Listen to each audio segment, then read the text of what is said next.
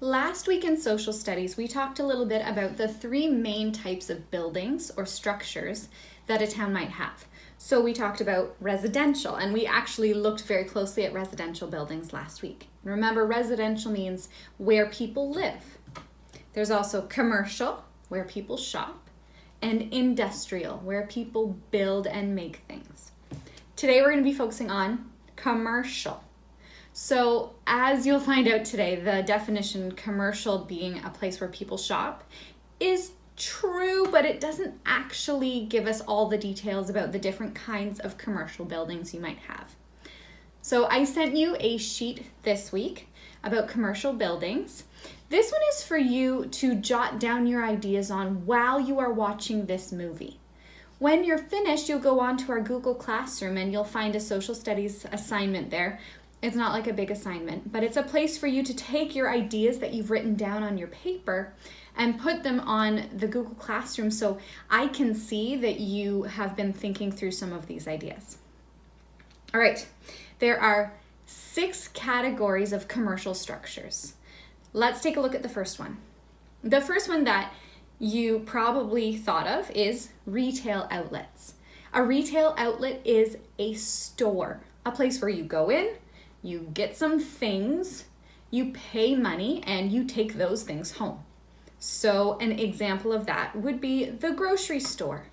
I walk in, I grab the things I want, I pay the cashier, and I'm allowed to leave with those things. All right? That's retail stores. You can pause the movie and think about, you could probably name 10 other retail stores really fast. Okay? So pause the movie, and I want you to think of at least 3 retail stores. Now, the second category is office buildings. So we don't always think of this necessarily as commercial because you're not really going into the office to buy something, but an office building is still considered a commercial structure. Your parents might work in an office building usually, although if they do, they're probably not there. In fact, commercial buildings, as you'll see, they're the things that are all closed right now. Like all of them are all closed. So I want you to think, what kind of an office building might we have? What kind of people or what kind of jobs take place in an office and not at a construction site or at a school or in a store? So I want you to think of 2 different kinds of jobs that you can think of that would work in an office. You don't have to give me a specific name of a company unless you think of one, but you should be able to name a couple of jobs. All right, our third category is services. So a service is a place where I go in, I pay them my money, but when I walk out, I'm not walking out with a new thing in my hand. Okay? A service is where they do something for me, but I don't leave holding a thing. So an example of that would be the hairdresser. I walk in, I pay them my money, they cut my hair, and then I leave, and it's not like I have some new fun thing to take home. They even took some of my hair away and I paid them to do it because they do it well and that's important. But that is a service. They do something for me and that's why I pay them. Hairdressers aren't the only service. I want you to think of 2 places that you go where you go and you would spend money, but you'd walk out and you don't have anything new. That's a bit of a tricky one, but I bet you can think about it.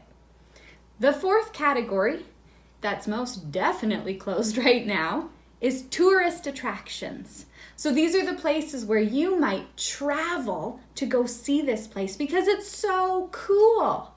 So I think of Toronto and I think of the CN Tower. It's a tourist attraction. You can go, you can pay your money, you can go in the tower and see the sights. You go to Toronto to see the CN Tower. A tourist attraction is a place that you travel just to go to this place.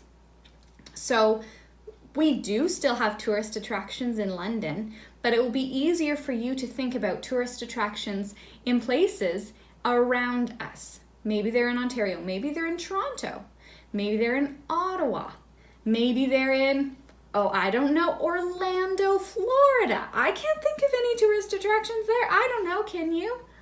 So I want you to think of 2 different tourist attractions. Anywhere around the world is fine for this one. Our 5th category is recreational facilities. This is a place where you go and you play. And there's a lot of different ways you could play. So that would be like, I could go swimming. I could go and do a ninja obstacle course. I could go bowling. I could go mini golfing. I just gave you way more examples than I should have. I want you to think of at least 2 places in London. I gave you a bunch of ideas of recreational activities, but I want you to tell me 2 specific places in London where you might go to do some of those activities. Where might you go to do a ninja obstacle course? Where would you go if you wanted to go swimming? Don't say your backyard. If you have a pool, it doesn't count. Residential. Okay, our final category is educational facilities. Did you know that our school would actually be considered a commercial structure? So educational facilities, they are all of the schools that you could think of. So we're talking about everything from like a daycare could be educational facility, to elementary school, whether it's public or private, all the way up to high schools and universities. These are all types of educational facilities. I would like you to name 2, because I know you're all gonna say LCA. Like, I know you got that one, fine. But at least name 1 other educational facility that we have in London. Right? There's a whole bunch that you could choose from. Maybe you have a brother or sister in high school. What's the name of their high school? Maybe you live near a public school. What's the name of that school? Maybe your parents work and do research at the university. What's that called? Okay, so you're gonna think about all of these different examples.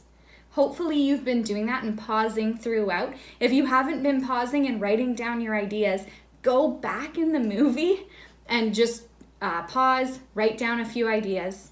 And now when you're finished, you have your sheet, it's got lots of ideas on it.